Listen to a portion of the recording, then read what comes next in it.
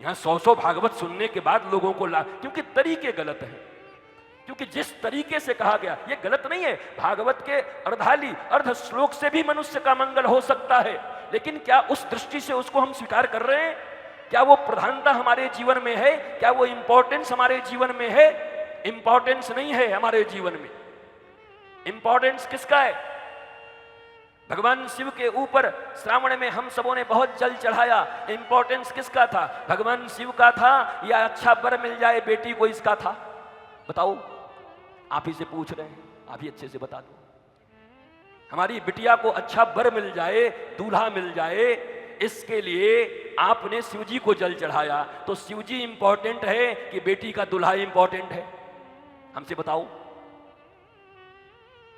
क्या शिवजी के प्रेम में गए? अरे श्रावण आ गया भोलेनाथ, आपने पूरे जगत का मंगल किया है, आज तो आपका रुद्राभिषेक होगा, आज तो आपको महाराज पंचामृत से स्नान कराएंगे। चलो देखो, आप मौज ले आप भोलेनाथ। भोलेनाथ पूछे क्यों? बता बता, क्यों स्नान करा रहा है? कोई बात है क्या? कोई बात नहीं, आप आनंदित रहो महाराज इसलिए पहना। बोले अच्छा यार, ऐसा आदमी तो मिला नहीं। 3-4 बार क्वेरी लेंगे भोलेनाथ कि सही बोल रहा है कि भीतर में कुछ और है, उनको भी क्वेरी लेनी पड़ेगी। भगवान के प्रेम में भोलेनाथ, अरे भोलेनाथ शिव का मतलब ही है, शिव का अर्थ होता है कल्याण। शिव माने कल्याण। श्री कल्याण देवाचार्य महाराज के वंशजों, आप तो, अब आपको क्या सिखाऊं, आप तो पूरी दुनिया को सिखाओगे। भगवान शंकर शिव का अर्थ ही होता है कल्याण। तो भगवान शिव जब स्वयं कल्याण है तो उनसे अलग से कुछ मांगने की क्या जरूरत है? बोले महाराज आप आ गए तो कल्याण हो गया जीवन का, आप आ गए तो एक एक चीज ढूंढ के आप हटा दोगे मेरे जीवन में जो कमियां होंगी। और हम मांगेंगे तो हिरण्यकश्यपु की तरह मांगेंगे, न दिन में न रात में, न अंदर न बाहर, न ऊपर न नीचे, न मनुष्य से न पशु से, लेकिन मार फिर दोगे हमको चाहे हम जितना मांग ले। मनुष्य की बुद्धि है ही कितनी, वो जितना भी मांग ले क्या भगवान से ज्यादा हो जाएगा? अरे हमारे पास ग्लास है, लोटे हैं, और भगवान तू प्यार का सागर है, सागर में से एक लोटा निकाली लोगे तो क्या पूरा सागर खाली हो जाएगा? तो हमारी बुद्धि लोटे की तरह है, भगवान विराट सागर की तरह हैं, लेकिन हम लोटे बराबर ही बुद्धि रख करके भगवान को भी धोखा देने में लगे रहते हैं। अरे देते हैं भगवान को धोखा, इंसानों को क्या छोड़ेंगे। हम गाना नहीं गाएंगे, नहीं तो पांडे जी कहेंगे महाराज पूरा पूरा गाना वाला भागवत बना दिया। देते हैं इंसान को धोखा, भगवान को धोखा, इंसानों को क्या छोड़ेंगे। कसमें वादे प्यार वफा सब नाते हैं, नातों का क्या। अब भागवत में यही सब पढ़ाया जाएगा, तुमको यही लिखा हुआ है, शरीर के रिश्तों पर ज्यादा ये मत करो, आत्म तत्व का ज्ञान प्राप्त करो, आत्म तत्व वेता बनो, इन सब रिश्तों से थोड़े ऊपर उठो। और वही उधर गाने में भी कह रहा है देते हैं भगवान को धोखा, अरे हम इंसानों को क्या छोड़ेंगे। देहे स्थिमान् सरुधिरे भीमतिं त्यजत्वं, जायासुतादिषु सदा ममतां विमुञ्च।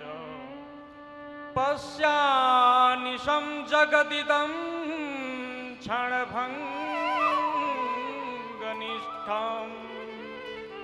वैराग्यरागरसिको भवभक्तिनिष्ठा। धर्मं भजस्व सततं त्यज्य लोकधर्मान्, सेवस्व साधु पुरुषान् जहि काम तृष्णाम्। अन्यस्य दोष गुण चिंतनमासु मुक्त्वा, सेवा कथा रसमहो नितरां विवत्वम्। आत्मदेव धुंधली धुंधकारी गोकर्ण, बच्चे बच्चे इस कथा को जानते हैं। धुंधली का अर्थ है इंटेलेक्ट, बुद्धि तो है पर कंफ्यूज है। कंफ्यूज इंटेलेक्ट्स मीन्स धुंधली,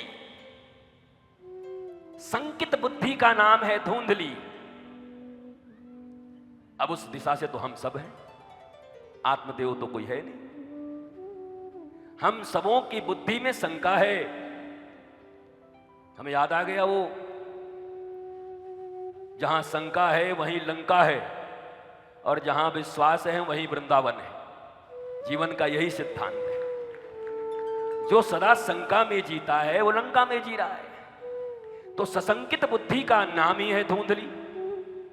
चलो भैया, तो एक थी धुंधली, एक थे आत्मदेव, उनका बेटा धुंधकारी, एक गोकर्ण, तो उनका बेटा नहीं था तो बांझ थे, तो बड़ी तकलीफ में थे। तो एक दिन जंगल में गए, एक महात्मा मिले, रोने लगे, हमको पुत्र चाहिए। महात्मा ने कहा कायु को सब चक्कर में पड़ा है, भगवान का भजन कर ले, 7 जन्मों तक तेरे यहाँ पुत्र पुत्री कुछ नहीं लिखे हैं। अरे बोला ठीक है, अगर भगवान ने नहीं लिखा, विधाता ने नहीं लिखा, पर मैंने यह भी सुना है कि भले ही ब्रह्मा ने न लिखा हो, पर अगर गुरुदेव और संत की कृपा हो जाए तो बात बन जाती है। तो उन्होंने, मुनि ने कहा ठीक है, जब तेरी खोपड़ी की कुटाई होनी बाकी है तो हम दे ही देते।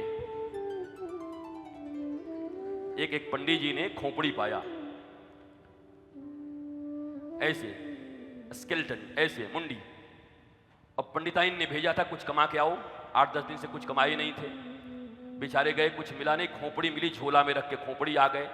स्नान करने गए, पंडितानी ने सोचा आज कुछ बढ़िया माल लाए, तरबूज तो कम से कम लाए होंगे। खोला तो देखा आदमी का कंकाल, मुंडी। बोला पंडित जी पगला गए, अब तो बचे कुछ वो भी गड़बड़ हो गया। और उन्होंने खोपड़ी इसलिए उठाई थी कि खोपड़ी, वो बड़ी भारी विद्वान थे, खोपड़ी पर भी उनको रेखा दिखाई पड़ गई कि अभी इसकी गति बाकी है, दुर्गति। बोले तो मर आ गया, खोपड़ी हो गया, अब क्या इसका दुर्गति होगा बताओ, अब भी कोई दुर्गति बाकी है। तो पंडित जी ने उठा लिया, भाई हम तो जांच करेंगे कि रेखा कहीं गड़बड़ तो नहीं है, और ले आए।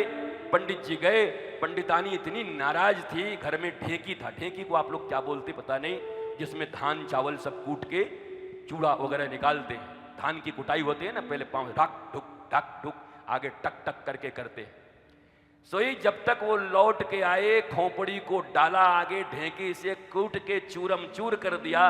पंडित जी आए, हमारा झोला में एक सामान था। बोला हाँ, कोहिनूर का हीरा था, हमारा एक सामान था।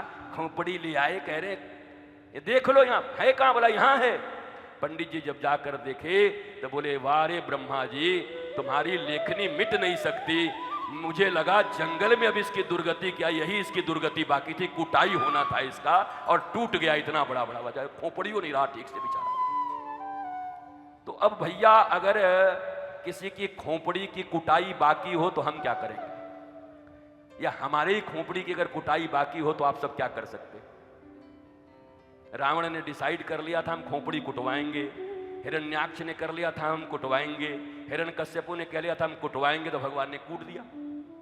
अगर आपने निर्णय कर लिया है हमारी खोपड़ी की कुटाई होगी तो अवश्य होगी, बल्कि थोड़ा बहुत आशीर्वाद मेरे तरफ होगा तो मेरे तरफ से भी आशीर्वाद है कि जल्दी कुटा जाए महाराज। कुट जाए तो फिर बढ़िया, कम से कम आपके भीतर भाव पैदा हो जाए। जितनी जल्दी कुटा जाए उतनी जल्दी अपने मंगल के लिए, कल्याण के लिए हम काम करना शुरू कर देंगे।